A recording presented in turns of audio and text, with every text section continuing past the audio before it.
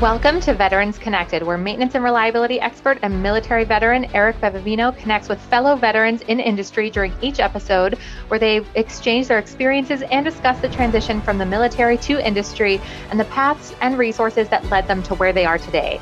The Veterans Connected podcast is proudly produced by the industry's leading network and learning community, Mobius Connect. Eric, over to you. Hello, everyone. I'm Eric Bevavino, host of the Mobius Connect podcast, focused on connecting military veterans to the maintenance and reliability community. Our aim here is to bridge the understanding gap between the military and civilian worlds, thereby improving the veteran transition journey and ultimately providing hope and a helping hand to any of our brothers and sisters out there struggling to find their way. We'll do this by interviewing veterans who have successfully made it through. For this session, we've chosen to interview a leader from the maintenance and reliability community, Mr. Adrian Messer, whose company knows the value of veterans and who serves as the Vice President of Executive Services at Progressive Reliability. This is really part two of a two-part series. We interviewed Chris Pepin from Progressive Reliability on our last podcast. So if you haven't listened to that yet, listen to that. That's sort of an intro to where we are at today. I think Adrian's going to give us more detail about how Progressive Reliability goes about their business and, looks at recruiting and fulfillment of reliability projects for your customers. So welcome, Adrian. Thanks for joining us. Yeah, it's a pleasure to be here. Thanks for that, Eric. Good. You doing okay on this cold Wednesday? Even here in South Carolina, when I tell people I'm from South Carolina, they automatically think that everybody in South Carolina lives on the coast. We're right on the beach, but yeah, I'm inland. The closest beach is about 3.5 hours away, and that would be close to Charleston. I'm up in the northwest corner of the state, so closer to the Greenville, South Carolina area. About an hour or so away from Asheville, North Carolina. So a little closer to the mountains, not so much the coast. Gotcha. So you don't have the sand between your toes every day. Not every day, no. Only if you're on the golf course, I suspect. Yeah, yeah, that's right. Yeah. Spend a lot of time in the sand there. Well, good. So why don't you describe for us a little bit, Adrian, what your role is today at Progressive Reliability and kind of maybe what led you to that role? I see, we've talked a little bit before. I know you worked for UE Systems before and been in the maintenance and reliability community. Looks like you're certified CMRP and maybe even more, but what are you doing today and how did you get there? Yeah, sure. Be glad to talk about that. So I pretty much started my career in maintenance and reliability with UE Systems. Started with them in October of 2003, so shortly after college, and worked there for about 18 and a half years and decided about this time last year that it was time to do something a little different. And I have a colleague here at Progressive Reliability, Lisa Pansing, who we've known each other over the years. And she was kind of my first call. And anyway, one thing led to another. And here I am at Progressive Reliability. And it's been a fun change. So the biggest change was going from a product company at UE Systems to more of a kind of like a service-based organization here at Progressive Reliability, but really the product that I work in now is people. So can continue to be a resource for people, to have conversations with people about the industry and just kind of where they see themselves in their next career move. So really, made a job change to help people make job changes. But it's been very fun. It's very rewarding, to have someone, have a conversation with someone who is, maybe not in the greatest of cultures, greatest environments, and to kind of hear what they're looking for and see their needs and wants, and to be able to put them in front of opportunities to where they can be somewhere and thrive and grow and continue to excel professionally. It's very rewarding. So a lot of my job is just having conversations with people. The people, they may not, in a certain, stance say that they're looking, but really there are people a lot of times open for opportunities, especially with the job market the way it is. We tend to see where Job security is very high, but job satisfaction is very low in this current market that we're in. So again, a lot of people looking to get out of cultures of reactivity. We see where, there's a lot of companies out there that will say, oh yeah, we do reliability, or, we do maintenance, right? But, really when you look at it, yeah, they say that they do, but a lot of times they don't. They continue a lot of reactive and toxic kind of processes. So it's frustrating when you've got someone who knows to do the right thing, who knows about reliability and knows that there's a better way, but yet they get held back by those reactive cultures. So a lot of conversations centered around that, and culture, and just, again, being somewhere where they can just grow and thrive and make an impact and feel like that the work that they're doing is meaningful.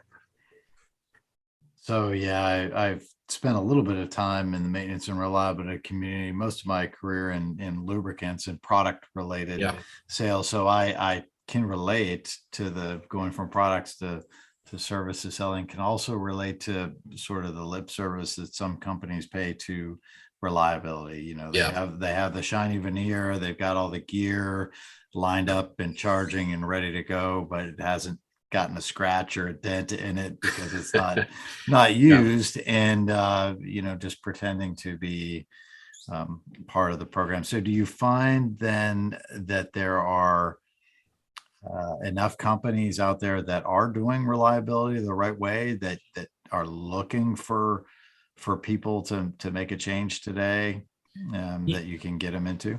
Yeah, there are some companies out there that get it, and they get it all the way from the plant level all the way to the corporate level. So, when it's ingrained into the culture, just like safety, just like quality, that's really where we see organizations start to thrive, and they start to build a reputation in that, yeah, this company is definitely somebody that I want to work for. It's going to be a company where I can continue to grow and develop and build my own relationship and my own brand when it comes to, what you can do to improve reliability. So yeah, there are certainly companies out there that have a reputation for doing it the right way and for being progressive, so to speak, when it comes to implementing, best practice reliability practices.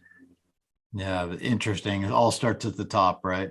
And yeah, certainly. And, again, we think about, safety, every plant, you go in, it's all about safety, it's all about quality. But, again, when reliability becomes part of that culture, just like safety and quality, that's when you've made an impact. Yeah, it's like the third leg of the stool. Without reliability, you can't really have safety and quality. Yeah, and there's a lot of studies that have been done that show and prove that when you improve reliability, there's a correlation between safety and quality. Yeah, without a doubt. So I can only imagine, and it's not just for veterans, but veterans coming from, pretty process oriented maintenance and reliability, coming out of Navy nuke power or Army mobile equipment maintenance, or Air Force aviation or Navy Marine Corps aviation, any of those things. I would imagine that veterans would adapt more quickly to a positive environment of reliability than the lip service version. Has that been your experience? Yeah, it is. And, we think about, how disciplined you have to be in the military life, regardless of branch. You're used to documentation, you're used to following procedures and processes. It's no different when you get out into the civilian life, into these plants in an industrial setting. The biggest challenge, and this got brought up at our the Mobius CBM conference, the biggest challenge is translating the skills that you learned while you were in the military, while you were in the service, translating those to, how does that equate to the industrial work that you do. And where the military may call it one thing, it means the same thing in the industrial. So just like when it comes to PMs, job planning, job execution, completing work orders. I'm sure all that has a military term, and it can equate to the industrial setting as well. And have you found a need or an ability to do some of that translation at Progressive as you're trying to, match up companies looking for people and veterans transitioning out of service? It's one thing that I certainly have tried to be more aware of, and I've tried to also instill that same kind of awareness to our recruiters, so that way when they are looking at resumes from our veterans, we try to look for those things, those skills that the veterans have on their resume and how that would translate and equate. So through being more aware of what they have on their resume and then asking the right questions when we screen those candidates, that has helped us a lot for sure. Well, which I think it's a key component that's coming out of some of these podcast conversations is making sure the folks who are recruiting are talking to other people within the organization that do speak the language like yourself, or can help translate and really get an eye on what's happening, what it really means. As you knit these things together. It sounds like at Progressive, in talking to Chris on the last podcast, that you guys not only provide professionals to companies seeking maintenance and reliability sort of contract work and services and improvements, but also there's something within the way you do business that if the organization enjoys an individual being around, really likes what they have to offer, and says, hey, I want to hire this person after the job is over or right now or whatever, you guys have a mechanism to make sure that happens, which I think is unique, or I haven't heard of that before. It's usually, hey, we'll come in and we'll help you out and we'll get you where you need to go, but don't hire our people. You can't hire our people, right? Or if you do, you got to pay us or whatever, that type of thing. So. Yeah. And we like to, when we tell people what we do, we best describe ourselves by what we don't do. So we're not a typical, staffing agency. We're not going to be somebody that's just going to feed a client or a company bodies and resumes. We've got a really proven process of how we do things here. So when we look at candidates, there's a screening and vetting process. And because we only focus on maintenance and reliability, we feel like we're really good at that. Between myself, I've been in the industry for nearly 20 years. Lisa has been around in the industry for 20 plus years. So we've got a pretty good way that we can vet and screen people as far as knowing where to find people and then how to screen and question the people, what to look for. So we like the contract to hire approach because it's not like we have candidates sitting on our bench, so to speak. And if that company then hires our people away, then we're at a loss. No, we like to, if they hire them, that means we've done our job. We've gone and we found them somebody good that they want to keep long term. So that's why we like the contract to hire approach. So we really do a couple of things. We do direct hire. So if someone's looking, for full-time help, has a need for full-time, we do direct hire. And then we've had a lot of success with contract to hire positions like maintenance mechanics, maintenance technicians. So we may have a company call us up and say, hey, we need 6 mechanics and we want them for 6 months, 12 months. But that's where we like to have that contract to hire option. So that way, again, if they find a superstar or somebody they really like, they can just hire that person full time. And then that means we've done our job. Well, what a great way to go about it. And while you were describing your contract to hire program, I was thinking about the Skill Bridge program that's out there as well.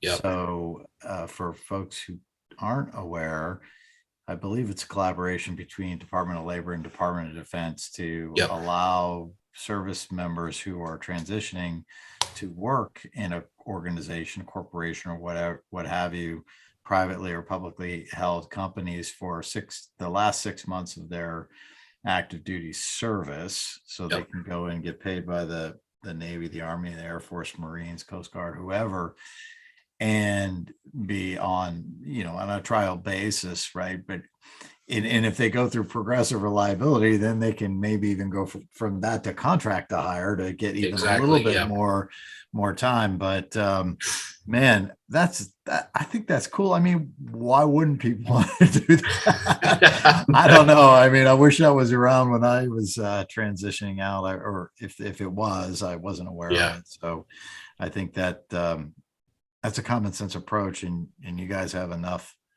Sounds like you have enough faith in your ability to continue recruiting and finding good people and placing, as well as performing the services, that it doesn't scare you to say, hey, it's contract to hire, right? If we're doing our job, if that works out.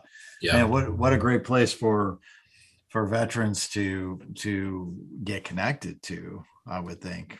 Yeah, and overall, if you look at kind of the history, where RCM started, reliability centered maintenance, reliability centered maintenance is well rooted in the military. A lot of the research that's been done, has came out of the military. A lot of the products, a lot of the condition monitoring tools, even at UE Systems, UE Systems, the ability to listen for high frequency sound, that was developed from some Army research back in the late 50s.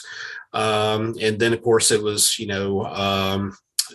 declassified, and then, became commercially available back in the early 70s. I know UE Systems was started in 1973. So, and, PDMA, for instance, that was some research that came out of the Navy. So, reliability as a whole has a lot of roots and is well ingrained in a lot of the things that we do and the tools that we use from the military. And executed with discipline is right. The route to success in any sort of program like this. So, and Chris mentioned on the podcast as well, Operation New Uniform. Now he's in Jacksonville, and you're up in northern South Carolina. So, do you have Operation New Uniform where you're at too? He's on the board, correct? Yep. Yeah. Chris is on the board of directors for Operation New Uniform. So that's another reason why we're very passionate about, talking and helping military veterans. But now Operation New Uniform is nationwide. So even though they offer face-to-face classes in Jacksonville, they do have a virtual option. So you can take those same classes and go through the same program virtually. So anywhere in the U.S. that you are, you can sign up and do those classes virtually. Sounds fantastic. And I didn't go through it, but just trolling through their website, looks like maybe a 2-week program of helping transitioning vets get acclimated, come in the water. It's really warm, right? Get acclimated to what it may be like in civilian society or corporate world. And I think, I saw something again today on LinkedIn that, folks getting out, just saying it's like completely opposite. Now I need to be self-serving and I can't be selfless anymore. And that's not true. That's not true at all. You can, I mean, you got to speak up for yourself like you have to do in the military as well. But you can transfer that desire to serve and that energy to serve through leadership. Really, you sure can. Because, I mean, and there's so much. Do you see that as well at these organizations that you're working with? They need strong leaders. Oh yeah, for sure. The most recent one that we had a conversation with, we just got the job to fill last week. They specifically said they were looking for somebody who could lead with firmness but fairness. So again, having that situational awareness, and I can't think of a better place to learn some of those skills than military, where you're dealing with people from all sorts of backgrounds, tense situations, conflict resolution. So yeah, they specifically said we want somebody who can lead with firmness, but also fairness. And, I think about all the skills that you learn while you're in the military. Again, whether it be interrogation, knowing the right questions to ask, again, being able to read people, read situations, and how to diffuse tense situations. It's all those same skills certainly apply to industrial and manufacturing settings. No doubt. And it doesn't have to be when, the bombs are flying, bullets are flying, and the bombs are falling. Right. It could be, in the barracks when, two 19-year-olds have had a little bit too much to drink and are going at each other, or the captain, comes up on the bridge spitting nickels because he's mad at somebody and nobody knows what's going on, but they're going to get ripped up one side down the other. It's right. Got to figure out where you're at and how you're going to kind of manage through that. But very, very interesting and great insight, Adrian. Thank you for that. Yeah, for sure. And appreciate your patriotism too. If I remember correctly, you're not a veteran, right? I'm not a veteran, but I'm a very patriotic person. For sure. I've got an American flag flying here at my house, and awesome. Just have a lot of respect for our veterans and our military, and really anybody in any branch, law enforcement, firefighters, EMS, all of them. Yeah, well, it's great to see. Thank you so much. And, good people got to stick together, right? And that's right. There's a lot of our country that's pretty divided right now and is pro this or pro that. But hopefully we can land on some patriotism along the way. And I hope so. Glad to hear it here as well. So, well, what else have we got, Adrian? Let's see. We talked about your past and what you're doing today and how you connect people. I mean, what would, maybe if you could describe a typical week of how you interact with your customers and what type of things you're looking in, maybe then we sort of segue into the recruiting aspect or maybe advice for veterans who are coming out of the service or hiring managers. But let's start with kind of what's a typical week like for you and the folks in your organization. Okay. Well, have a lot of virtual meetings. I used to travel a lot and get out into plants all the time, and I still do that some, just not quite as much, but have a lot of virtual meetings. So those meetings could be anything from meeting with companies who want to tell us about positions that they're looking for us to fill.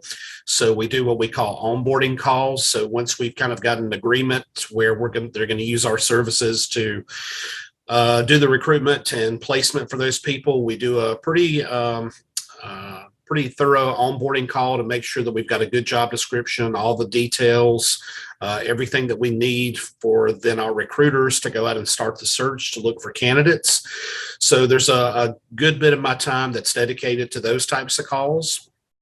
I also have quite a few calls every week with people that have reached out to me, usually via LinkedIn or some sort of referral. So somebody knows somebody that's looking, so they'll send them my information, and so they'll send me their resume. Once I've got their resume, I can put that into our ATS or applicant tracking system.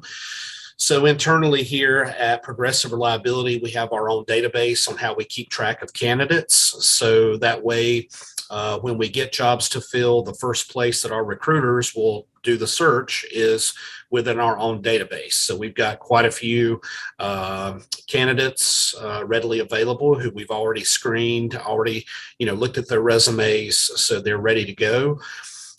So I have those kind of initial screening calls with candidates who are looking. I want to make sure that we understand their needs, their qualifications, and then also where they see themselves. Why are they looking? What type of culture, what type of fit or environment do they see themselves in? I keep talking about culture, but when I started this job, I would have thought the most common question would be about pay.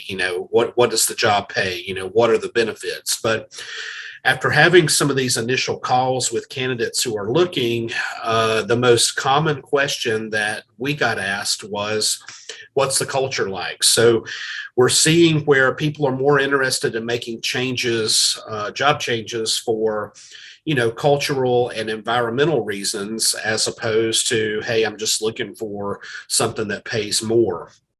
Now, candidates that we do see that we are placing, they are seeing, I would say, on average, 20% increases in their salaries from what they were previously making. So not only are they making moves to improve financially, but they're also making moves to, again, places of better culture, places of better environments to work in, and better work-life balance. So between culture, work-life balance, that those seem to be topics of conversation more so than pay and benefits.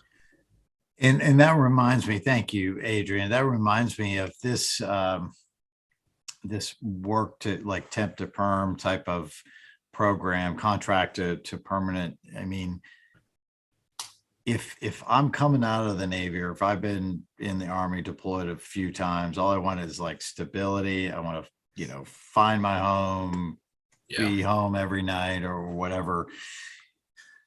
The temptation may be to jump on the road again, because either that's what you're used to, or that's what, I mean, a lot of people will hire veterans because they know that they're self-starters, they're responsible, they're disciplined, they can get out there, they can be on the road a bunch, and their family's used to it or whatever. But not everybody's looking for that, right? They're trying to bring it back together and land in one spot. So this could be perhaps a benefit, I suppose, versus being, on the road, out on Monday, back on Friday, consulting business, which could be perhaps what people want, and maybe more money. But this might be a good alternative. And I also thought of, when you talked about creating job descriptions, being thorough and making sure that you get what your customer is asking, you're the end use client, and then you're trying to build the job descriptions to hand them to recruiters. Are your recruiters using tools like LinkedIn or some of the other online stuff that's out there, or are there other things or places that they go to look for candidates that may be helpful to anybody who's listening to this call? Yep. So aside from our own database, we also use Indeed, and then we're all on LinkedIn. So we're on there heavily, looking at candidates, looking for people, looking at their skills. And then also recently, it reminds me, was having a conversation with someone who's transitioning out of Navy Nuke. They also brought it to my attention that there's evidently it's like the go-to site for people Navy Nuke, but it's Navy Nuke Job Finder. And that is a group on Facebook. So I never would have thought Facebook. We think of that more of, following people's kids and, activities, but there are professional groups on there. But that's one in particular that I just became aware of, and I let our recruiters know about it as well. But it's Navy Nuke Job Finder, and it's on Facebook. Wow, how cool. Yeah, that's great insight. I would have never known. I don't know that. I'm on the Navy Diver Facebook page. Okay. Primarily for the jokes and to see how good everybody looks after, being out for 20 years. But okay, well, fantastic. Yeah, that's good for people to know. And I've heard of Indeed, like Indeed, you do need that type of stuff. And it sounds like you are performing the role of the hiring, like first line of defense hiring manager, if you're doing screening calls. Sometimes. Now, my colleague Lisa, she probably does more than I do. But anybody that I obviously, come in contact with or get referred over to, I try to do those initial screening calls. Some of our positions that we're filling, like some of the contract to hire, like mechanics and technicians, I did a lot of those initial screening calls, but I also had my recruiting manager on there as well. So now that he knows all the right questions to ask. He knows what to look for. So I don't even have to do those as much anymore. Obviously, I can when I have the time, but we quite a few of us here at Progressive Reliability, we're a small company, so we all wear a lot of hats. So a lot of it just comes down to time and time constraints and who's available. Gotcha. So what would be your top 2 or 3 tips for screening calls? I mean, I assuming they're can be done on a Zoom like this. I mean, yep. You want people, clearly you want to see somebody, right? So you got to turn your camera on. But any other tips? Yeah, I would say don't do a screening call from the bed. I've had someone. It was very obvious that they were laying in their bed. Wow. The way that they were propped up, but that was early on. So I started with Progressive Reliability in April of this year. So I'm about 7 or 8 months in, and that was one that was very early on, and I couldn't help. It was all I could do not to kind of laugh and just say, "Hey, dude, get up out of your bed." But so a lot of the questions that we ask are based off of the specifics from the job description that we're looking for. So if, for example, if someone's looking for specific experience with rotating assets, or if they're looking for specific experience with food and beverage or packaging, like case erectors, film wrappers, that sort of thing. So we kind of tailor our questions that we ask based off of the specifics from the job description for what we're interviewing for. Gotcha. Yeah, I'll tell you a funny story since you shared the bed story. I was invited to be on a call with a Navy veteran who shall remain nameless, obviously, but at the organization I'm currently with, and good on him. He was trying to make sure that his background didn't look too bad, so I think he wanted to cover up whatever bookshelf or hutch or whatever with the Navy flag, which normally would be pretty good, especially if you had it hanging, reading right to left and horizontally. But he had it hanging like it would maybe hang from a flagpole that was out horizontally. So it was draped down. So, the long part of the rectangle was up and down. And unfortunately, the USS Constitution, which is the middle of the Navy flag, looked like it was sinking.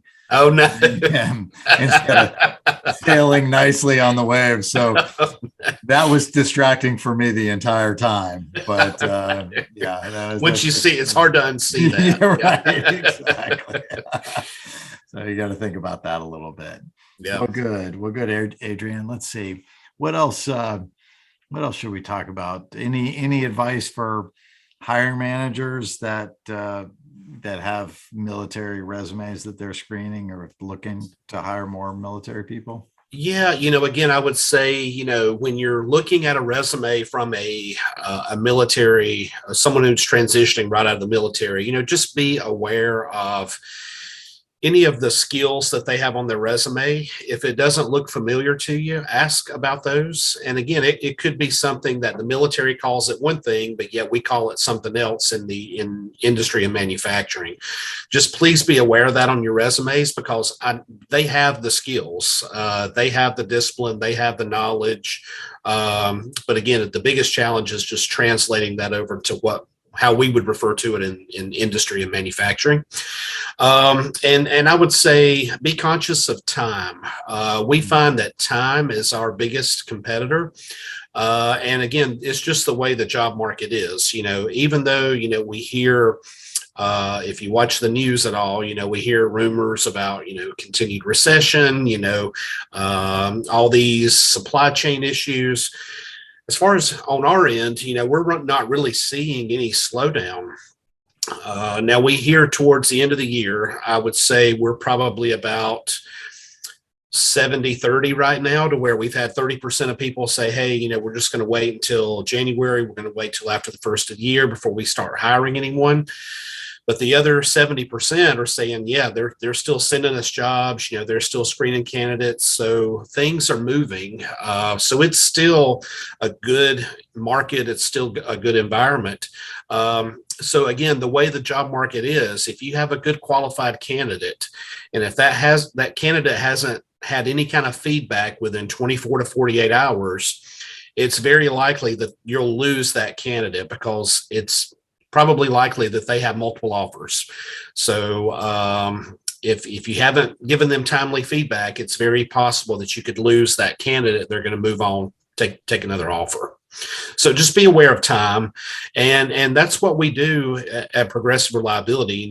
Again, we're not the stereotypical, staffing or recruitment agency, in that, we really want to partner and work with internal HR people. We want to work with the internal, company's recruiters. And through that process, because we're willing to do that, a lot of times we can help, without them knowing it, we can help them improve their own hiring process. Yeah, by sharing robust job descriptions and the knowledge of the market. Well, I love to hear the fact that people are still hiring coming into the holidays, no slowdown. I mean, we're experiencing the same thing, even though we're going to go through an ownership transition in January. We still have, at least in the area that I'm in, we probably have 20 to 30 open positions. Wow, that's great. That we're trying to fill. It's not maintenance and reliability per se, but it's field trainers, field salespeople, account managers, all that type of stuff in a product-based, trying to move to solution-based, but a product-based oriented company. So and I guess that's something else that I would say. If there are veterans out here who are listening to this, we think about everybody wants to work for the big company. Everybody wants to have go into an office, but there are a lot of opportunities out there on what I call the solution provider or the industry partner side of the business, kind of the side of the business that we're on. And don't be afraid to apply or consider a job with a small company. There are a lot of great opportunities out there with small companies, and some of those intangible benefits that you get from working for a small company as opposed to a large organization is, one, you get recognized quicker for hard work. Decisions get made faster. You a lot of times have more input and say so into the decisions that need to be made. So I would just encourage someone, not just look at, the big, global companies, take a look at some of the smaller companies and take a look at some opportunities that might be available that are on the non-practitioner side of our business, like, industry partners and solution providers. No, I think that's tremendous advice. Having worked for a small company and very large organizations as well as the Navy, I mean, there are pros and cons all over the place. And small entrepreneurial companies, I mean, if you can get in on the ground floor and you can get some ownership in the business, and they really value hard work and entrepreneurialism, innovation. I see a lot of veterans like trying to go, just on their own, which is fine, as long as they have somebody maybe in their back pocket, or they can help them with business plans, understanding the lay of the land, because you're part of a big organization like the Navy, the Army, and the Armed Forces. There's a whole system that supports your success. I mean, clearly, if you're a special operator on the Hill killing the bad guys 30-1, you're doing it all yourself. But a lot of other roles in the military, you have a support system behind you that you may not even realize as much. When you get out on your own, you're like, oh, how do I do this? How do I do that? So small companies can be a great incubator and place to learn, as well as big companies, depending on where they are. But it can be a challenge sometimes to move or do as much as you feel like you can do, move as quick as you want to, or as use all your capabilities at large organizations, because they can move slow. Oh yeah. Yep. Yeah, without a And doubt. while I'm thinking about it, and kind of giving advice, I did want to put a plug in for the SMRP, Society for Maintenance and Reliability Professionals. Yep. I know they have incentives and programs to where veterans can take, the certification exams like the CMRP and the CMRT. So again, SMRP, that's the Society for Maintenance and Reliability Professionals. The website is just smrp.org. So you can, once you're there, you can kind of click around. It's very easy to find information. But I know they offer incentives for their certification exams that they offer. And they have the Certified Maintenance and Reliability Professional, and then they have the Certified Maintenance and Reliability Technician. So I would say some vets that are transitioning, if they've done, maintenance type work, turn wrenches, done lockout, tag out, familiar with safety procedures, OSHA regulations, they would probably be most likely to take the CMRT exam because it is very technical. It's very hands-on, where the professional kind of takes, background from the SMRP's 5 bodies of knowledge. So it does lean a little more towards like the maintenance manager, the maintenance supervisor type roles, reliability engineers even. But even on the SMRP website, you can find recommended reading material. So if you're interested in taking either the CMRP or the CMRT, they've got tremendous amount of resources there. They even have now practice exams that you can take. And I know there are discounted rates for military and veterans. So I would encourage you to take a look at that, and it could be another resource. They also have a job board. So you can go on there and look at jobs that people have posted. And again, that's just smrp.org. Fantastic. Yeah, thanks for reminding everybody here, Adrian. I've been involved in SMRP sometimes more than others, but certainly to the point, where I've been able to proctor some, I don't know if it proctor facilitates some of the sessions and going way back, perhaps even presenting, but what a great organization, SMRP. And I think the natural adjacency or inclination perhaps for folks, veterans who have been in operations or maintenance or leadership. I mean, we all get basic maintenance and sometimes even advanced maintenance training in the service, because if our gear doesn't work, somebody could get hurt, die, lose an arm, leg, eye, whatever, and worse yet, the ship goes down or the tank, gets shot or whatever. But yeah, fantastic insight and advice. Thank you. So is there anything, Adrian, that we didn't cover today that you'd like to relate to listeners that we forgot? We've talked about a lot. Just glanced at the time. We've already been talking quite a bit, but it's been a great conversation.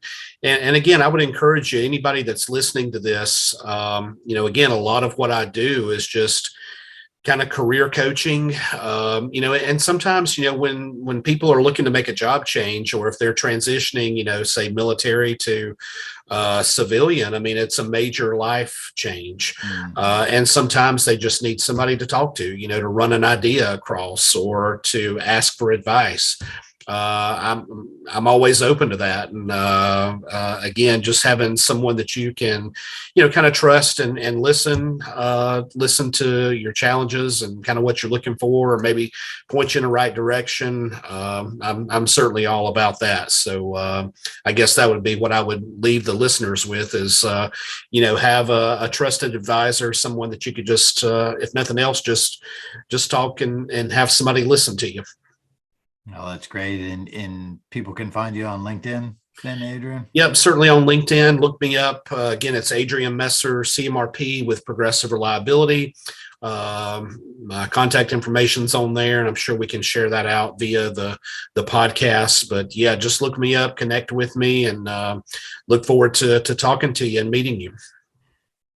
Well, that sounds great, Adrian. Thank you for volunteering to help people out, veterans, first responders looking to transition in the maintenance and reliability field. And I think that if folks are brave enough, and they should be brave, courageous enough coming out of the service. It's a different kind of brave, or a different kind of courage to put yourself out there and ask for help. But there's plenty of folks like yourself, specifically you too, who are willing to help and mentor and coach, that have been there, done that, and seen the world and are ready to give back.